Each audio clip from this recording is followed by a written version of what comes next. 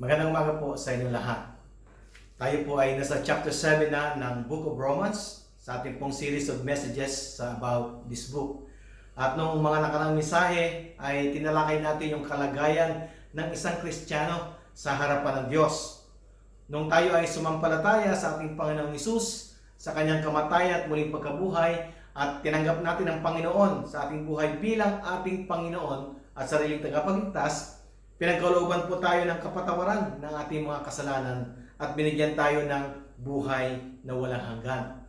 At kung babasahin po natin yung chapter 6 ng Book of Romans, ipinapaliwanag po dito na tayo ay naging bagong nilalang, a new creation with a new identity, a new person in Christ. Tayo ay malaya na sa sumpa ng kasalanan at wala ng authority ang kautusan to condemn us. Sapagkat binigyan na po tayo ng masaganang biyaya na patuloy na lilinisin ang ating mga kasalanan. Ngunit ang nais ng Diyos ay pagsikapan nating mamuhay ng may kabanalan bilang bagong nilalang na kay Kristo. Pagsikapan nating sundin ang kalooban ng Diyos sa ating mga buhay. Tinanggap natin ang banal na Espiritu na siyang nananahan sa ating mga buhay. Ito ay tinutulungan tayo na mga pamuhay na may pagsunod sa Diyos. Ngayon po, tanungin ko po kayo, naranasan na po ba natin nung nalaman ng ating mga mahal sa buhay, ng ating mga kaibigan, ng ating mga kakilala na tayo ay naging Kristiyano na, naging born again na? Napansin ba natin na sinisimulan nilang obserbahan ang ating pamumuhay? Kung meron bang pinagbago sa ating mga kinikilos at maging sa ating pananalita? Naranasan ba natin ito?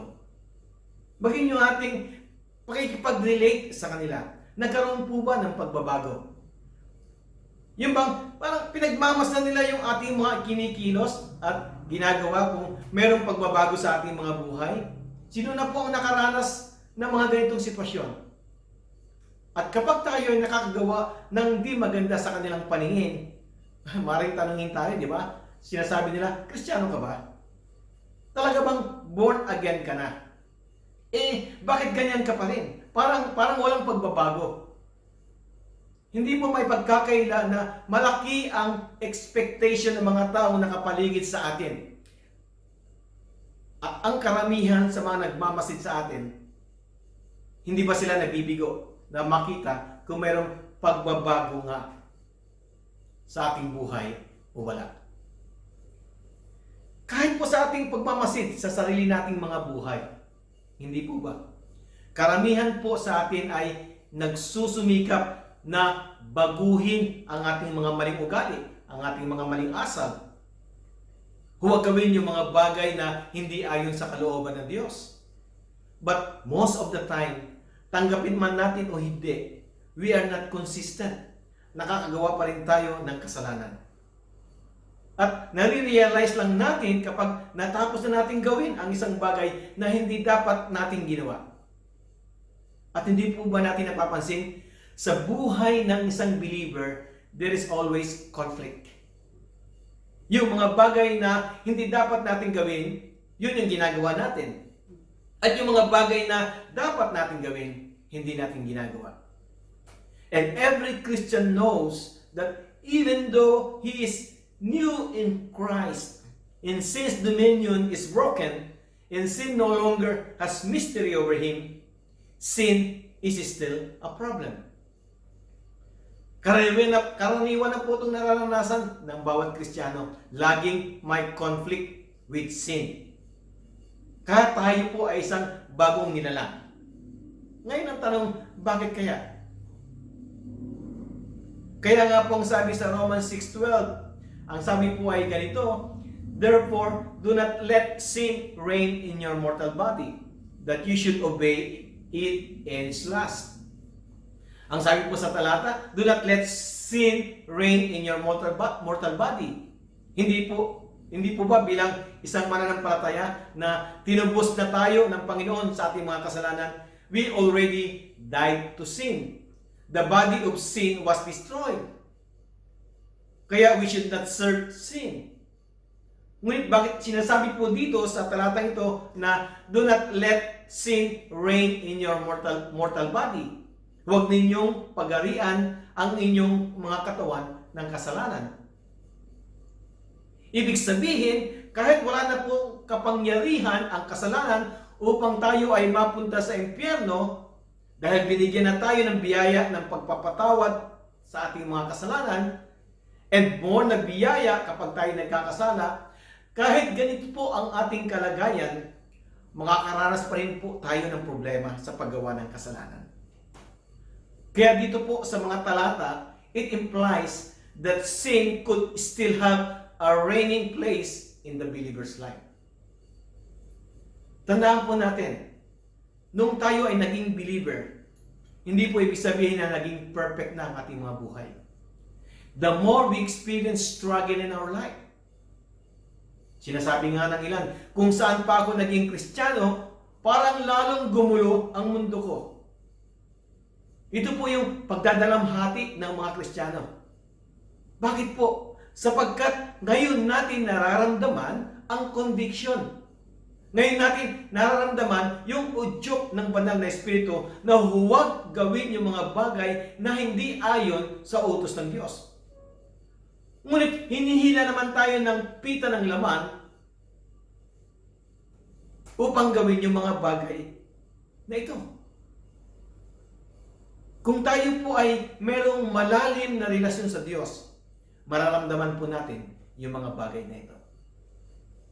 Alam po ba ninyo, maging si Pablo, isang alagad na pinili ng Diyos upang magbahagi ng mabuting balita sa mga hintil, ay nagkaroon din po ng ganitong struggle, conflict sa buhay. Katulad ng naranasan natin.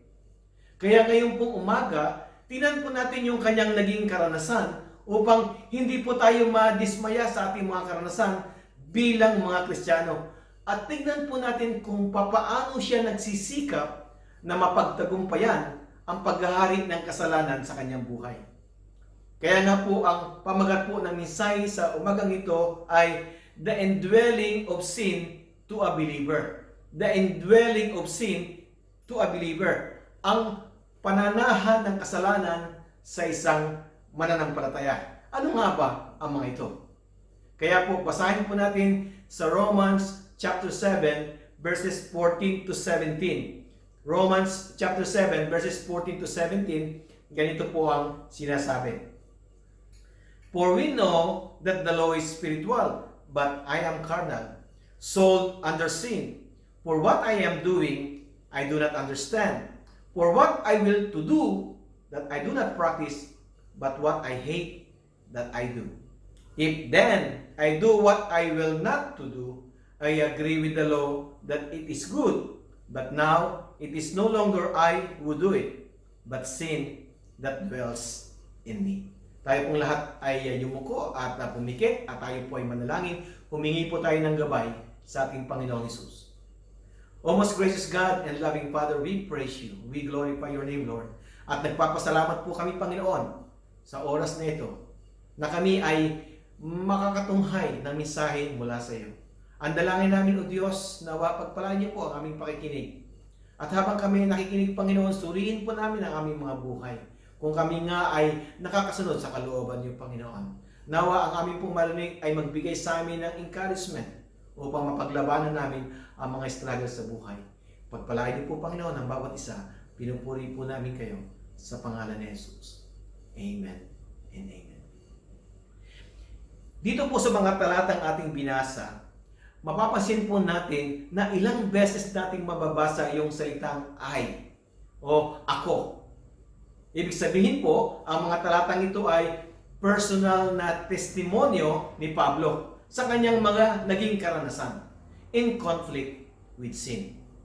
Ngayon, maaari ba natin sabihin dito sa mga panahong ito na masyado pang mababaw ang kanyang level of spirituality? Madalas po nating marinig yung mga level of spiritual maturity. Ano po sa isang Kristiyano? Hindi pa mature spiritually o sinasabi natin bata pang Kristiyano. Kapag nakikita natin yung isang mananampalataya na hindi pa maiwan yung mga bagay na hindi dapat gawin, sinasabi natin na hindi pa malalim yung kanyang pagkakristyano. Ibig sabihin, mababaw pa ang kanyang pagsunod sa kalooban ng Diyos. Masyado pang mababaw ang kanyang pagkakristyano. Baby Christian pa siya. Dito sa mga sinabi ni Pablo sa mga talatang ating binasa, masasabi ba natin na mababaw pa ang kanyang level of spirituality? Dahil ang nakikita niya ay hindi siya nabubuhay na may pagsunod sa utos ng Diyos. Bagamat yung kanyang desire ng kanyang puso ay maging obedient sa Diyos. Ang sinasabi niya, yung mga bagay na hindi niya dapat gawin ay yun ang kanyang ginagawa. Yung mga bagay na dapat niyang gagawin ay yun ang hindi niya ginagawa. Ibig bang sabihin, mababaw pa ba ang kanyang pagkakristyano? Pakinggan po ninyo ito ng mabuti, po.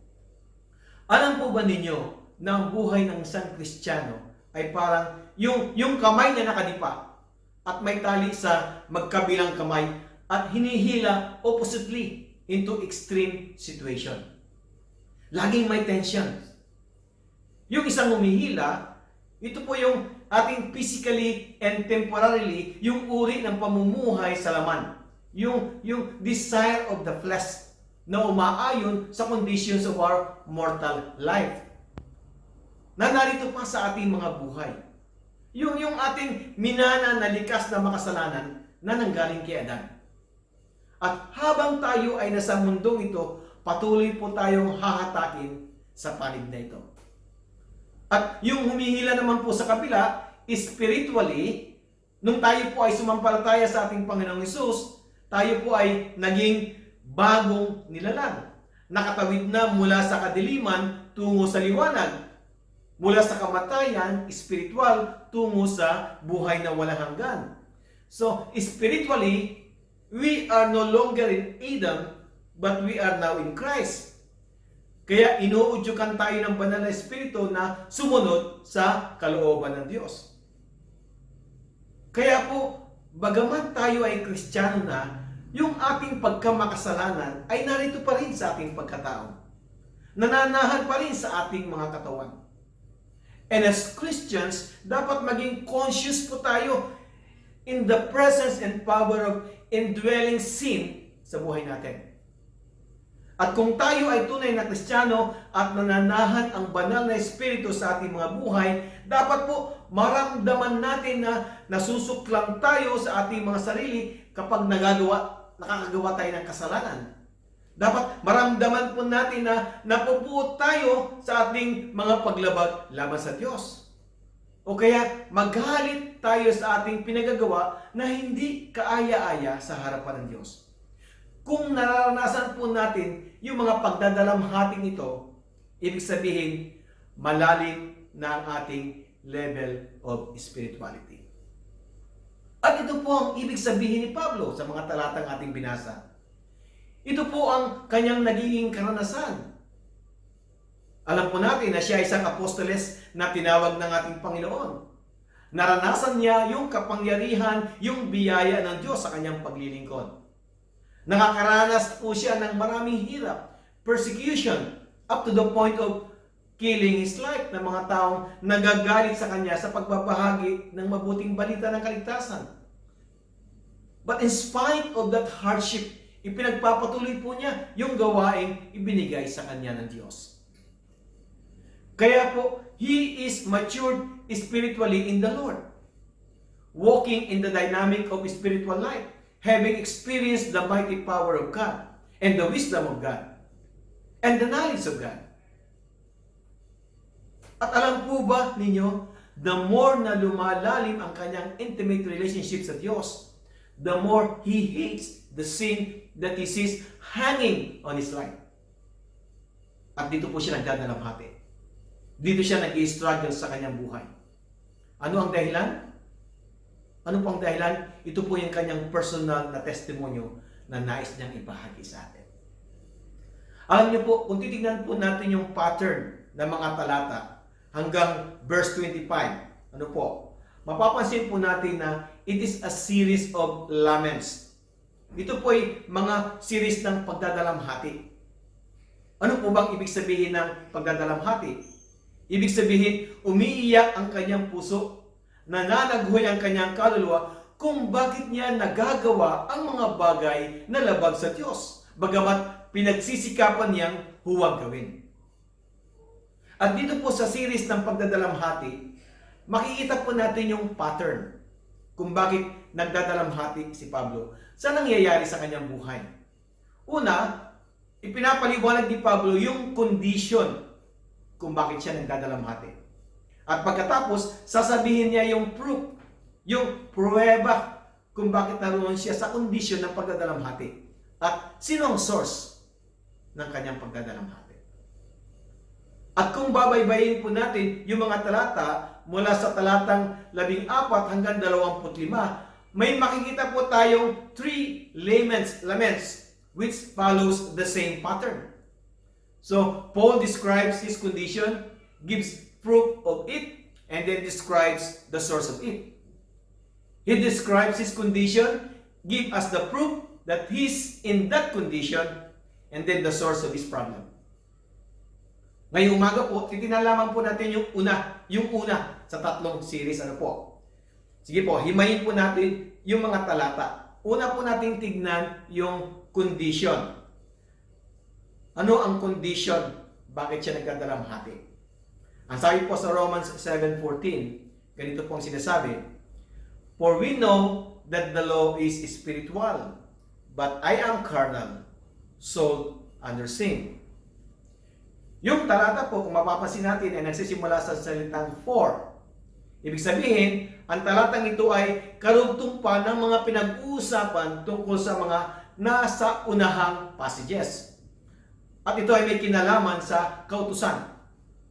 Alam niyo, kung babalikan po natin yung Romans 7 verse 12, ganito po ang sinasabi, "Therefore the law is holy, and the commandment holy, and just, and good." At ipinahayag ng mga nakarang talata, ang sinasabi na ang kautusan ng Diyos ay banal. Ang kautusan ng Diyos ay marangal. The law of God is holy, and just, and good. Kaya po ang kautusan ay banal in the sense that it reveals God's perfection. Ang kautusan ng Diyos is just in the sense that it is totally fair. And it is good in the sense that it promotes blessedness. At alam po ba ninyo ang ginagawa ng kautusan sa atin? Ipinapakita lamang po ng kautusan ang ating pagkamakasalanan. The law convicts us of our sins. Hindi paraan ang pagsunod sa kautusan para tayo ay magkaroon ng kaligtasan, kundi ipinapamukha lamang sa atin na tayo ay nagkakasala. Kaya po ang sabi sa talata, "For we know that the law is spiritual." Ngayon, ano pong ibig sabihin ng the law is spiritual? Ibig sabihin, it comes from the Spirit of God. It comes from God Himself.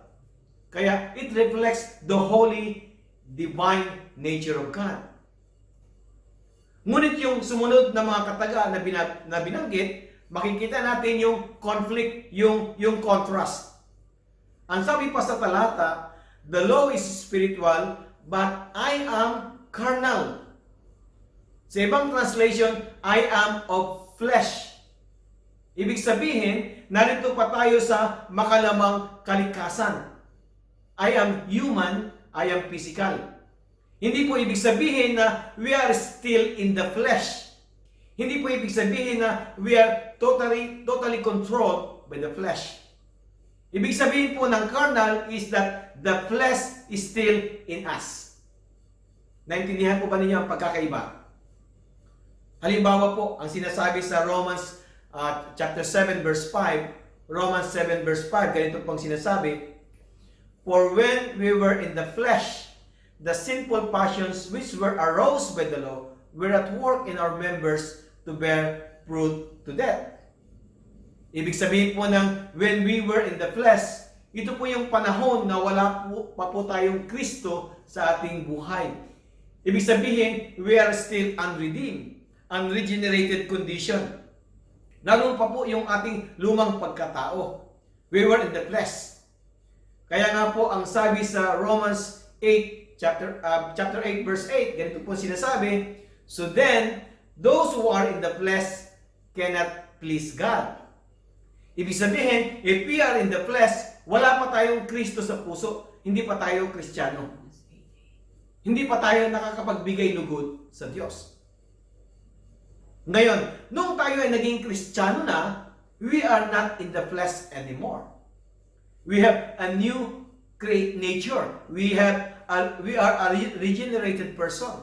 Kaya lang, we are still in carnal condition. Ibig sabihin, kahit na tayo ay bagong nilalang na nakay Kristo, nabubuhay pa rin tayo na dala-dala pa rin natin ang makalamang kalikasan. Naintindihan po ba ninyo ang ibig kong sabihin? Pakinggan po ninyo ng mabuti na po. Ang kaligtasan na ibinibigay sa atin ay kaligtasan ng ating kaligtasan ng ating kaluluwa. Hindi po kasama nito yung makalamang kalikasan ito o yung makamundong katawang ito. Kaya kapag tayo po ay namatay, itong makamundong katawan na ito ay hihiwalay at maiiwan dito sa lupa. Ang ating kaluluwa lamang ang pupunta sa langit. At pag dumating na po yung hinihintay nating rapture, ito po yung panahon ng nadalagitin tayo ng Panginoon sa ere at dadalhin tayo sa kanyang kaharian. Dito po, bibigyan ng Diyos yung ating kaluluwa ng isang bagong katawan, na isang katawang makalangit. Nasusundan po ninyo ako. Kung pwede nga lang po sana na noong nagkaroon tayo ng kaligtasan, sana hindi lang tayo binigyan ng kaligtasan yung ating kaluluwa. Binigyan na rin sana tayo ng isang bagong katawan. Mas maganda sana. Ano po? Para hindi na natin dala-dala itong makalamang kalikasan. Kaya lang, hindi po ganun ang nangyari. Kaya nga po, habang tayo ay naririto pa rin po yung ating makalamang kalikasan. Kaya, we are in a carnal condition.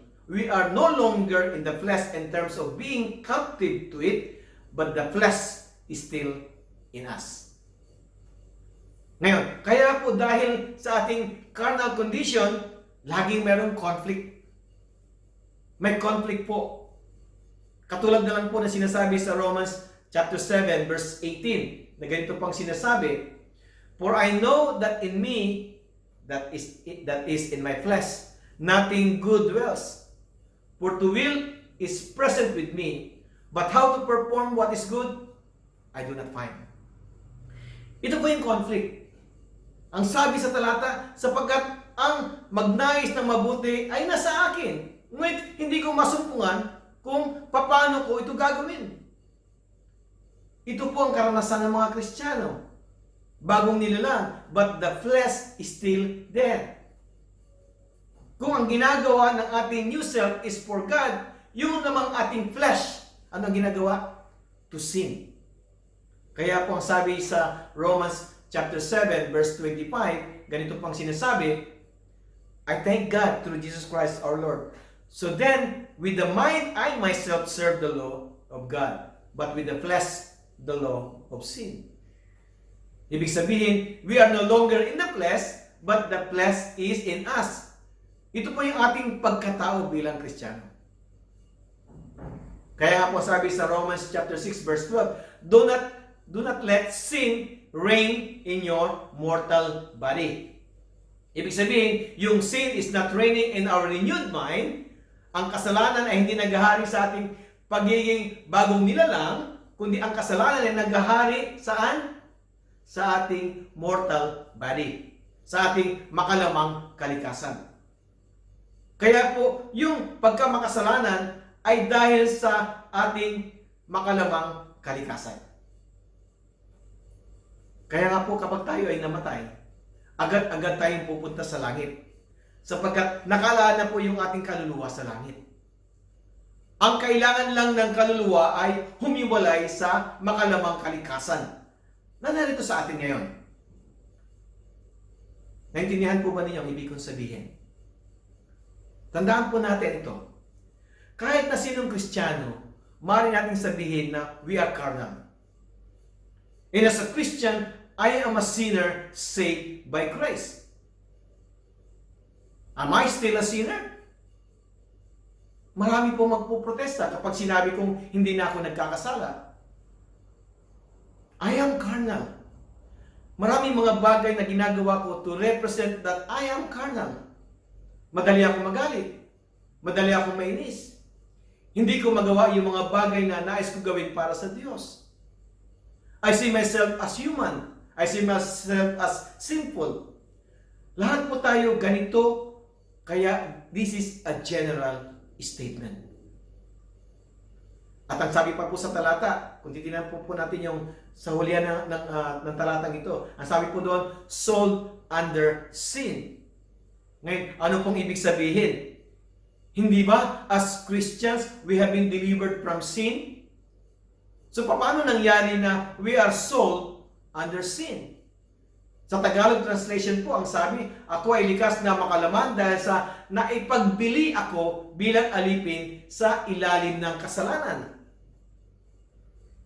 Ibig pong sabihin, makikita pa rin natin sa ating buhay yung pagkaalipin natin sa kasalanan kahit na tayo ay Kristiyano na. Pero hindi ko po tinutukoy dito yung ating spiritual na kalagayan. Totoo po na tayo ay bagong nilalang na. Pinamaging matuwid sa pamamagitan ng ating Panginoong Hesus.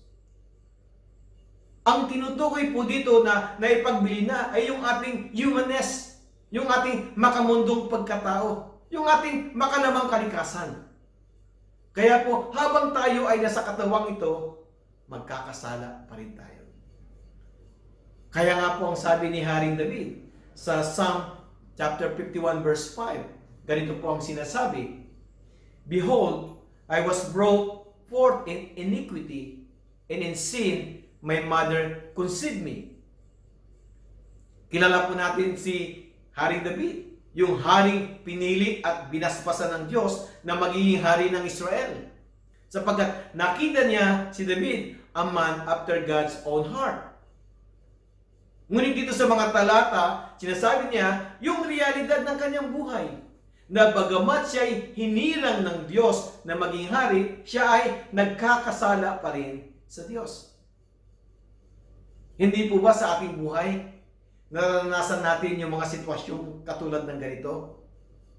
Maraming pagkakataon na we have been the captive of sin. Maraming beses na ginagapos tayo ng kasalanan. Ginukulong tayo ng kasalanan. Tanungin natin ang ating mga sarili, kailan ba nangyayari ito? Every time we sin. Every time we sin. We lost the battle. Sin took us captive. Kaya po dito sa mga talatang ito ay ipinapaalam sa bawat isa sa atin na tayong mga Kristiyano na mayroon tayong conflict sa ating mga buhay. Kahit na tayo po ay bagong nilalang na dahil sa Panginoong Hesus, narito pa rin po tayo sa ating makalamang kalikasan. Ito po ang kondisyon natin ngayon. Tingnan po natin yung pangalawa. The proof. Okay, the proof. Ang sabi po sa Romans 7:15, ganito pong sinasabi, for what I am doing, I do not understand. For what I will to do, that I do not practice. But what I hate, that I do. Dito po sa mga talata, makikita natin yung proof na nananahan sa atin ang pagkamakasalanan. Kaya po tayo nagdadalamhati. Ano po ang sabi sa talata? Ito ay sapagkat ang ginagawa ko ay hindi ko nauunawaan. Sapagkat ang hindi ko nais gawin ay siya kong ginagawa. Ang kinapuputan ko ay siya kong ginagawa. Ma-imagine po natin kung gaano kalalim yung conflict sa buhay ng isang Kristiyano. Hindi po ba? Masinhi yung paglalaban ng kalooban. Gagawin ko ba to o hindi? Gagawin ko ba? Labag sa kalooban ng Diyos kung gagawin ko to. Huwag na lang kaya. Hindi ko to gagawin. Pero sa hulihan ng pagtatalo, Sino po ang kalimitan ng nananalo? Kaya nga sabi ni Pablo sa kanyang karanasan, but what I hate, that I do. Hindi po ba ganito rin ang ating mga karanasan? Narinig natin sa mga mensahe kung ano ang kalooban ng Diyos. Nababasa natin sa Biblia yung mga utos ng Diyos. Mga gabay natin sa araw-araw nating pangabuhay. Lagi na tayong napapaalalahanan sa mga devotion sa social media. Kaya lang, hindi natin alam kung paano susundin ang mga bagay na ito. And we are frustrated about doing it. Yung dapat at gusto natin gawin, hindi natin magawa. Napakalaking frustration po ito sa ating mga buhay bilang Kristiyano. Ito po yung proof na tayo ay nasa likas na makalaman. At tayo ay nalulungkot dahil nakikita natin yung marangal na kautusan ng Diyos, yung kabanalan ng kanyang mga utos bilang ating panuntunan ng buhay ng isang Kristiyano, ngunit hindi natin kayang sundin. At tayo ay nalulungkot at tayo ay nagdadalamhati. Alam po ninyo, kapag ganito na po kalalim ang ating nararamdaman, kapag tayo lumalabag sa Diyos, ibig sabihin, malalim na ang ating spiritual na buhay bilang Kristiyano. Bagamat marami pang mga mananampalataya na hindi ma-realize yung mga bagay nito at laging bumabalik sa kanilang old nature, sa kanilang old self of life. Kung sasabihin natin na mataas na ang tingin sa ating buhay spiritual, ngunit pinagwawalang bahala natin ang paggawa ng kasalanan, ibig sabihin, we are still immature as a Christian. Naniniwala po ako na maraming Kristiyano na nagsusumikap na gawin yung mga bagay na dapat gawin ayon sa kalooban ng Diyos. Hindi po ba? Nagagalak tayo kapag na-overcome natin, napagwagian natin yung isang bagay na mali at hindi natin ginawa. But as soon as we did something wrong, we get frustrated. Sinasabi natin sa ating mga sarili, napakasama ko naman. Kaya malalampasan ang kasalanan ng ito sa aking buhay. And we feel disappointed. Kaya hindi po magkakaila. This is the proof. Ito po yung katibayan na may mga bagay tayong ginagawa na hindi dapat gagawin. At may mga bagay naman na dapat natin gagawin, ngunit hindi natin magawa. Ngayon, tingnan po natin yung huling puntos, yung source, the source. Ang sabi po sa Romans chapter 7, verses 16 to 17, ganito pong sinasabi. If then I do what I will not to do, I agree with the law, that it is good. But now, it is no longer I who do it, but sin that dwells in me.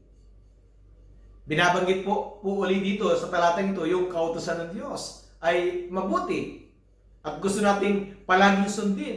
Hindi po ba? At lahat tayo nakakaranas ng ganitong pagnanais na gusto nating sundin ang utos ng Diyos.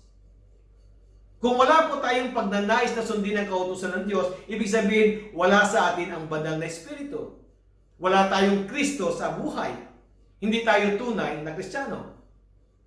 Bakit po? Sapagkat ang ating new nature, ang ating divine nature, ang nag-uudyok sa atin na tupdin ang utos ng Diyos. Yung pong mga taong walang pananampalataya sa ating Panginoong Hesus, deep in their heart, wala po silang pagnanais na sundin ang mga utos ng Diyos. Totoo po ba yung sinasabi ko? Now, if we are really born again, pagsisikapan nating hindi magkasala. Narito po sa puso ng bawat Kristiyano ang pagtingala sa mga utos ng Diyos. So, the more mature that Christian is, the more profoundly committed to the direction of the Spirit of God in his life. And the deeper his love for the Lord Jesus Christ, the deeper his sense of God's holiness, the greater the longing to fulfill the law. Yung ating pagiging bagong nilalang, lagi nating ninanais na sundin ang kalooban ng Diyos. Kaya sinasabi natin na ang kautusan ay mabuti because the good part of me wants to do it. The law is good. Kaya wala pong problema sa kautusan. Ang problema po ay yung pagkamakasalanan na nananahan sa ating mortal body. It is our humanness. Kaya ngayon, sabi po sa verse 17, ganito pong sinasabi, but now, it is no longer I who do it, but sin that dwells in me. Pakinggan po ninyo na mabuti. Ano po? Dahil it's very confusing po ang verse na ito na dapat po natin maintindihan. Sapagkat ito po yung pinakabuod to interpret the whole passage. Po natin sinabi kanina sa verse 14 na, for we know that the law is spiritual, but I am carnal, sold under sin. Katulad po na sinabi ko kanina, narito pa rin tayo sa makalamang kalikasan ito, carnal. At nararamdaman natin na minsan na parang dinodominate tayo ng kasalanan. Nais nating maging masunuri sa Panginoon, di ba? Kaya lang, parang kulang tayo sa lakas na mapaglabanan yung kasalanan. Kaya po itong verse na ito ay isang general statement, nangyayari sa pangkalahatan. Kaya sabi sa talata, I am carnal and I see myself captured by sin. At mapapansin po ninyo yung word na I, Paul is not dividing himself into two. Hindi niya sinasabi dito sa talata na hindi ako ang may gawa nito. Dito sinasabi ni Pablo na I am responsible for the sins I am doing. Totoo naman po na mahalaga nating aminin yung ating responsibility kapag tayo ay nagkakasala. Hindi po ba? Huwag po nating sisihin ang ating old nature dahil nakagawa tayo ng kasalanan at sinasabi natin, kasi yung dati kong pagkatao hindi ko mapigilan, hindi ko maitama, o sige na lang. Pero dito po sa talata, sinasabi ni Pablo na I am carnal. It means he accept the responsibility. Nasusundan po ninyo ang ibig ko sabihin. Ngunit dito sa verse 17, ang sabi po niya, but now it is no longer I who do it, but sin that dwells in me.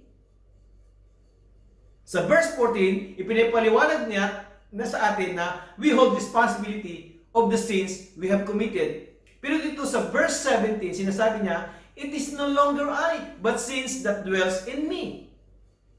Di ba? Di ba very confusing? Hindi po ba?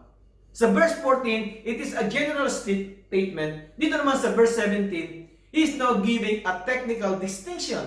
It is no longer I who do it, but sins that dwells in me. Very confusing.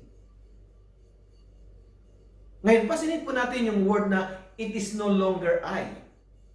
It is no longer I. Ngayon, maaari ba itong sabihin ng isang taong walang Kristo sa kanyang buhay? Sa mga taong walang pananampalataya sa ating Panginoon? Yung wala pong distinction. Kung siya na yun, hindi po ba? Sa mga taong walang pagkakilala sa ating Panginoon, hindi niya maaari sabihin, hindi ako yan. Nasusundan po ninyo ang ibig kong sabihin. Sa mga taong walang kaligtasan, wala siyang new nature. Hindi siya kabilang sa mga bagong creation ng Panginoon. Kaya kung nakakagawa siya ng kasalanan, siya na yun. And that is his own sinful life. Ngayon, sa isang Kristiyano, meron pong kaibahan. Ito po ang kaibahan. Meron tayong Kristo sa ating mga buhay. Tinubos tayo sa ating mga kasalanan, binigyan tayo ng bagong buhay. We are a new creation. And at the right time of God, we hope of seeing the Lord face to face. Kaya lang po, nakakabit pa sa atin itong makalamang kalikasan na humihila sa atin para magkasala. Kaya nga po ang sabi ng talata, it is no longer I who do it, but sins that dwells in me. Yung makasalanan kong mortal body ang humihila sa akin para magkasala. At narito pa, nananahan ang ating kung saan nananahan ang ating kaluluwa, na ready nang pumunta sa langit, nakakabit pa rin sa atin itong ating mortal body na humihila sa atin upang magkasala. Sa isang banda, tanungin ko po kayo. Tingnan po natin sa ganitong anggulo. Yung bang ating pagsamba sa Diyos ay dahil sa ating sariling kakayahan? Kaya ba tayo nakakapagbasa ng Biblia? Ito ba ay dahil sa ating sariling kagustuhan? Kaya ba tayo nagkakaroon ng desire na tumulong sa gawain ng Panginoon? Dahil ba ito ay sa ating sariling kapasyahan? Hindi po. At sino po ang nag-uudyok sa atin na sumamba at maglingkod sa Diyos? Sino po? Hindi po ba ang sabi sa Galatians chapter 2 verse 20, Galatians 2:20, ganito po ang sinasabi, I have been crucified with Christ. It is no longer I who live, but Christ lives in me. And the life which I now live in the flesh, I live by faith in the Son of God who loved me and gave Himself for me. Ngayon, i-analyze po natin yung mga talata. Ang sabi sa talata, I have been crucified. Yung I po diyan, yung old self, yung old nature. And then, ang sabi pa sa verse, it is no longer I who live. Yung I po diyan, yung new self. Yung I doon sa I now live in the flesh. That is your old self. And then yung I doon sa I live by faith. That is your new self. Naintindihan po ninyo ang ibig kong sabihin? Ang ibig sabihin ng talata, it is me, but not me. It is a new me. Ganito rin po ang ibig sabihin ng verse 17, the other part of me. Nung nagkaroon tayo ng kaligtasan, yung ating old self ng ating buhay, na kung saan nananahan ang ating pagkamakasalanan, ay binago na ng Panginoon at binigyan niya tayo ng new self. But sin finds its residual dwelling in our flesh, in our humanness. Kaya nga po ang sabi sa Romans chapter 7 verse 18, for I know that in me, that is in my flesh, nothing good dwells. For to will is present with me, but how to perform what is good, I do not find. So ang sabi sa talata, that is in my flesh, nothing good dwells. Kaya ano po ang condition? Bakit nagdadalamhati ang mga Kristiyano? Ang condition po, we were in conflict with sin. At ang proof po ay, for what I will to do, that I do not practice, but what I hate, that I do. At ano po ang source? That sin that dwells in me. The indwelling sin. Hindi po ito reigning sin o kasalanang naghahari sa ating buhay, kundi it is a surviving sin na nananahan sa ating pagkatao kahit na tayo ay sanang mananampalataya. Sana po nasundan po ninyo, naintindihan po ninyo ang ibig kong sabihin. Nais ko pong iyan ang mensaheng ito sa isang kwento. Alam niyo po, ang buhay ng isang Kristiyano ay parang isang unskilled artist. Unskilled artist na nais niyang ipinta ng malinaw yung isang napakagandang view sa isang picture. Merong mountains, merong trees, merong rivers. Ngayon ang ginawa niya, kinuha niya yung kanyang brush and all the paints that he needs. Kaya lang, dahil siya ay isang unskilled, hindi niya malaman kung paano sisimulan ang pagpinta. Ngunit naroon yung kanyang kagustuhan na may pintasanan niya yung view na nakakamangha. Kaya ang nangyari, naroon lang siya, nakatulala. You see, naroon na yung scene to be painted na napakaganda. Naroon na yung mga paints na kakailangan niya, yung mga tools na kakailangan niya. Ngunit ang kulang lang sa kanya ay yung kanyang skills. Kaya yung kanyang physical incapacity ang pumipigil sa kanya. Yung kanyang limitadong kakayahan ang umahadlang sa kanya para maipinta niya yung napakagandang tanawin. Now, the fault is not with the sin, hindi ba? There's nothing wrong with the sin. The fault is not even with the paint. Nasaan yung fault? The fault is with the artist's inability. And that's really where the Christian finds his frustrations.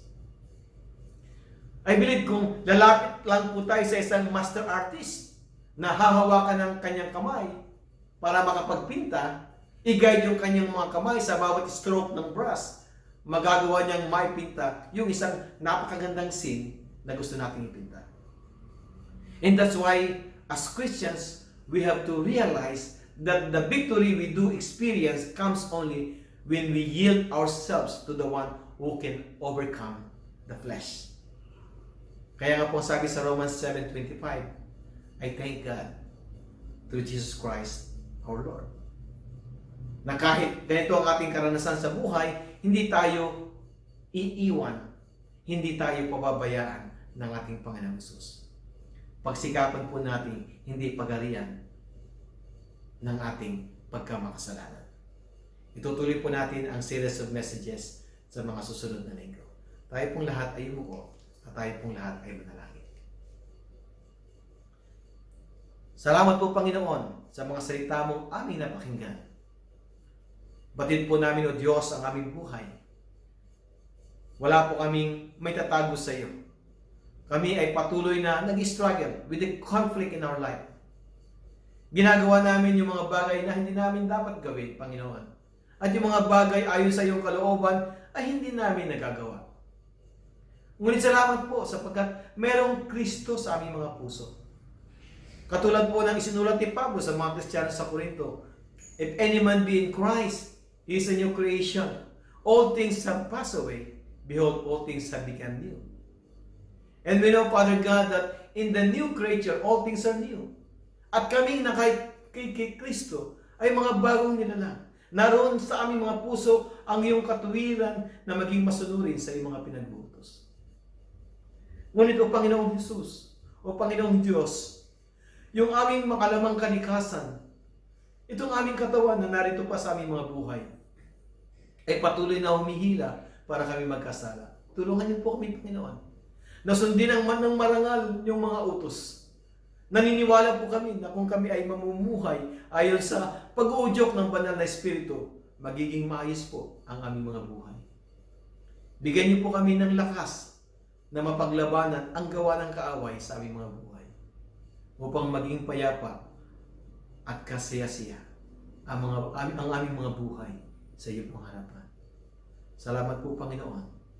Pinupuri po namin kayo sa pangalan ni Jesus. Amen. Amen. Magandang umaga po sa inyo lahat. Nawa po patuloy tayong maging ligtas sa ating mga buhay. God bless us all.